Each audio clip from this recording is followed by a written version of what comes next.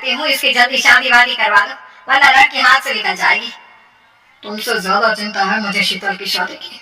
कल ही वो रामपुर वाले मौसा जी को फोन भी किया था, बता रहे थे एक लड़का है नजर में, उनका अपना घर है और लड़का भी अच्छा है।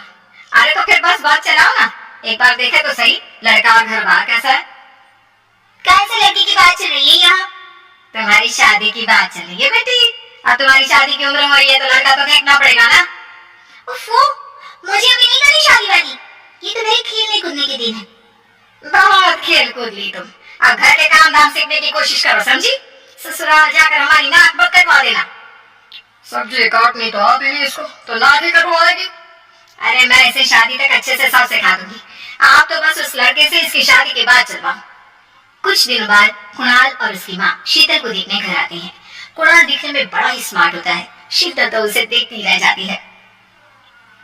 देखो जी, हमारी कोई डिमांड तो है नहीं, बस हम चाहते हैं कि लड़की घरेलू हो, घर के सारे कामकाज संभाले। अब आपके परिवार में तो बस 3 ही लोग हैं, पर हमारा तो खूब भरा पूरा परिवार है। बाकी हमें लड़की के घूमने फिरने दोस्तों से मिलने से कोई दिक्कत नहीं है, घर का काम करने के बाद जो चाहे सो करे। अरे वाह, ये तो इतने बढ़िया लोग हैं, लड़का भी इतना स्मार्ट है और ऊपर से मेरे घूमने फिरने से भी कोई दिक्कत नहीं है। हे भगवान, तूने तो बिना मांगे मुझे सब दे दिया। बताओ जी और क्या चाहिए हमें, हमारी तरफ से तो। खुशी के साथ वो अपने ससुराल में कदम रखती है। आओ बहू, तुम्हारा अपने ससुराल में स्वागत है। ये मिलो अपने परिवार से, ये तुम्हारे ससुर जी, तुम्हारी ननद सुनीता और गीता, सुनीता के पति राजेश और उनके 2 बच्चे राजू और चिंटू। ये ना हमारे साथ यही रहते हैं। ये तुम्हारी दादी सास है और बाकी लोग अभी बाहर गए हुए हैं। इतने सारे लोग, ये सब यही रहते हैं इस घर में? अरे अभी तो मेरे देवर देवरानी और उनके 3 बच्चे यहाँ नहीं है, उसके मायके में भी शादी थी ना, तो बस वही गई है, कल तक आ जाएंगे। हे भगवान, ये घर है ये धर्मशाला, ये सब एक साथ इस घर में कैसे रहते हैं? मुझे तो पता ही नहीं था इनका इतना बड़ा परिवार है।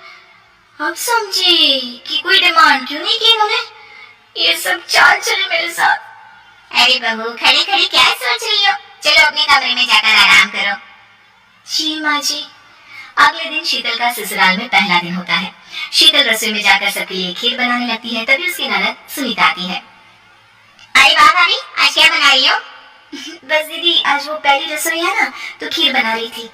अरे भाभी, ये खीर भी रहने दो, घर में 4 लोगों को शुगर है और कुछ लोग मिठाई नहीं खाते, आप ना सीधा खाना ही बना दो। क्या फर्क पड़ता है, मीठा बने या नमकीन, बस बहू के हाथ की पहली रसोई होनी चाहिए ना।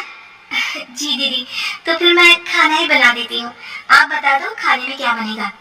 बस सिंपल सी कोई सब्जी बना दो, जैसे आलू गोभी या आलू मटर, और उसके साथ रोटियां सेक दो। हमारे परिवार में अब तुम्हें मिलाकर पूरे 20 लोग हो गए, 15 बड़े और 5 बच्चे।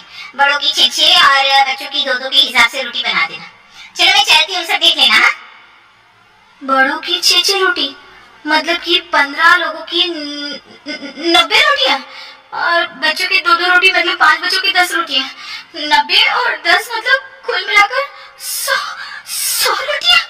हाय, मैं तो मर गई, 100 रोटियों के लिए कैसे बनाऊंगी? हाँ, ये तुमने मेरी शादी कहाँ कर दी। शादी से पहले तो मैंने कभी 4 रोटी से ज्यादा नहीं बनाई। शीतल एक बड़ी सी परात में 100 लोगों के हिसाब से आटा निकालती है और उसे गूंथना शुरू करती है। आटा गूंथते गूंथते शीतल के पसीने छूट जाते हैं। उसके बाद बारी आती है रोटी बनाने की। शीतल